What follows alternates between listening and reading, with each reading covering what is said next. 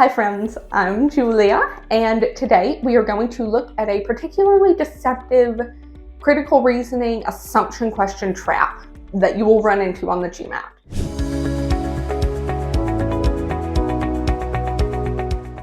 An answer choice that presents a logical conclusion that follows from the passage, rather than a statement that is necessary for the argument to work.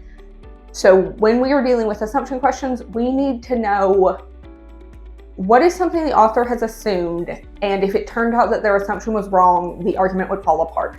But these traps offer a conclusion that might be supported by the argument instead. Be careful with your question stems, do what the question asks, and stay focused on your goal. Let me demonstrate with a TTP exam. Generally, jazz musicians are expected to be able to read sheet music in order to learn new songs. However, a formal survey has recently found that while amateur jazz musicians rely primarily on reading sheet music when learning new songs, expert jazz musicians learn new songs by playing by ear significantly more often than by reading sheet music.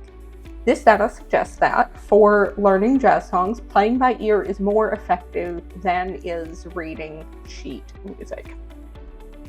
Seems reasonable at first glance, right? If the experts do it, then it must be the better method. Not necessarily. Here is our question still. The conclusion above is based on which of the following assumptions? Let's walk through a couple of incorrect answers and see why they might be tempting, but they ultimately do not meet the definition of a necessary assumption. For instance, let's take this one. Most jazz musicians enjoy playing music. Our conclusion is that for learning jazz songs, playing by ear is more effective than is reading sheet music. Is the statement most jazz musicians enjoy playing music something we could logically conclude from the overall context of the passage? Maybe so. Is it something that's probably true in real life? Yeah. But does the argument depend on it? Absolutely not. This is the trap. This is an answer that sounds true and feels connected, but the argument doesn't fall apart without it. Even if most jazz musicians hate playing music, this conclusion could still be true. This answer is simply a different conclusion that could follow from the context of the argument, not a piece of reasoning the argument is built on. Here is another one. Amateur jazz musicians would rather play by ear than read sheet music. Again, maybe that's true, maybe it isn't. But even if amateurs prefer to play by ear, that doesn't support the claim that it's more effective. Preferences don't equal performance improvement. So, what does a correct answer look like?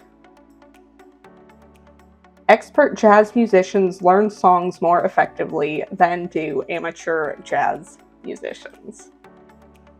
That's the missing link. The author assumes that because experts play by ear and experts are better musicians, their method of learning must be better. But that logic only holds up if we assume that experts are in fact more effective at learning songs. Without that assumption, the entire conclusion collapses. This brings us to some important considerations for assumption questions. First, just because something logically follows from a passage does not mean it is assumed by the argument. Second, a correct assumption must be something that the argument needs to be true, not just something that could also be true based on the passage or is probably true based on reality. So, next time you see a tempting, true-sounding answer on an assumption question, ask yourself, if this statement weren't true, if I negate the statement, would the argument still be able to hold up? If the answer is yes, toss it out. It's not necessary. If the answer is no, then congrats. You have found the assumption the argument depends on. The main takeaway, your job with an assumption question is to test the support for the conclusion. That means keeping the conclusion front and center in your mind the entire time. Every tempting answer choice is trying to pull your attention somewhere else, And you don't have to fall for that. Just stay focused on what the argument is trying to prove, and only pick an assumption that must be true for that specific conclusion to stand. It is really that simple, and the more clear you hold the conclusion in front of you, the more easy it will be. Until next time.